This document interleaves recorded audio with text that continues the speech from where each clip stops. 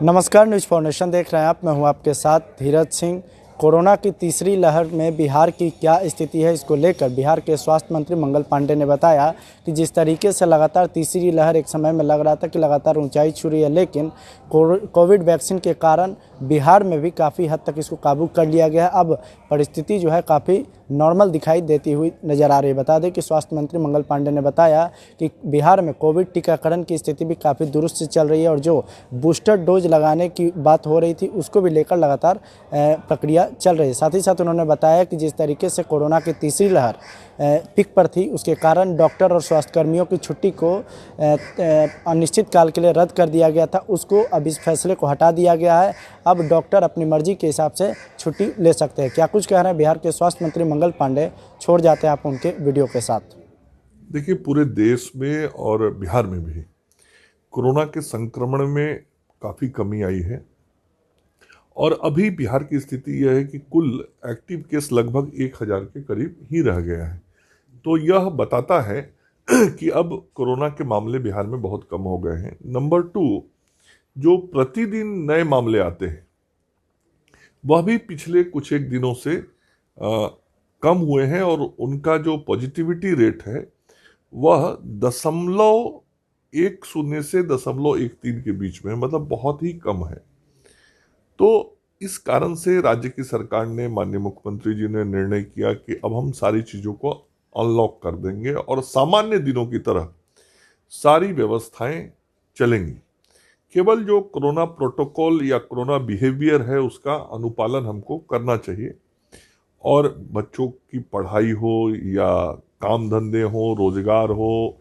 सभी चीज़ों को सामान्य दिनों की तरह किया गया ताकि अर्थव्यवस्था भी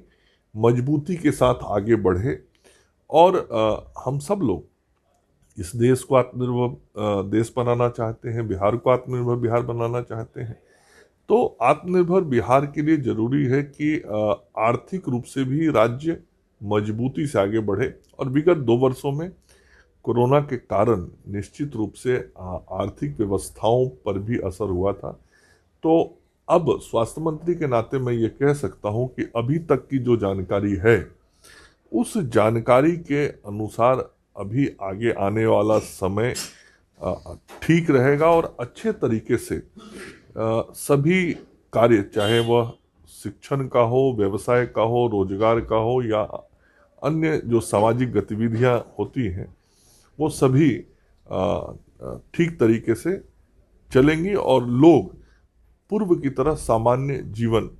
गुजर बसर करेंगे। इतना आग्रह जरूर है कि कोरोना के अनुसार व्यवहार जरूर रखें। वैक्सीनेशन ड्राइव का क्या स्टेटस है सर बिहार में? टीकाकरण बहुत ही तेजी से बिहार में हो रहा है और पूरे देश में हम चौथे नंबर पर कुल मिला के टीकाकरण में हैं और लगभग 11 करोड़ 70 लाख से अधिक टीका राज्य के अंदर दिया जा चुका है और जो 18 साल से ऊपर के लोग थे और उन सभी लोगों को प्रथम डोज लगभग पूर्ण कर दिया गया है और दूसरा डोज भी 90% लोगों को दिया जा चुका है। 15 से ऊपर वर्ष के जो लोग हैं उनके टीकाकरण का कार्य चल रहा है और जो वरीय लोग हैं, सीनियर हैं, जिनको बूस्टर डोज देना था, उन लोगों को भी बूस्टर डोज देने का काम भी बहुत ही संतोषप्रद तरीके से आगे बढ़ रहा है और यह टीकाकरण ने हम लोगों को इस तीसरे वेव से बचाया भी। सर, एक सरकार का फैसला आया कि तीसरी लहर के बाद जो है डॉक्टरों को राहत दी गई है, उनको छुट्टी पे भेजने की अनुमति दी जा सकती है। धीरे धीरे परिस्थिति सामान्य होती जा रही है और सामान्य परिस्थितियों के कारण ही सरकार ने निर्णय किया है कि जो विभिन्न गतिविधियां आम दिनों में चलती थी वह आम दिनों की तरह सारी गतिविधियां चलेंगी। इसीलिए सरकारी व्यवस्था के तहत भी यह निर्णय लिया गया कि जो हमारे चिकित्साकर्मी एक लंबे समय से बिना किसी छुट्टी के सतत लगातार जनसेवा में लोगों के कार्य में लगे हुए थे, ऐसे सभी चिकित्सक हों, चिकित्साकर्मी हो, स्वास्थ्य विभाग में काम करने वाले सब लोग हों, उनको पूर्व की तरह सामान्य दिनों में जो अवकाश दिया जाता था या उनको जो अवकाश मिलता था वो मिलेंगे।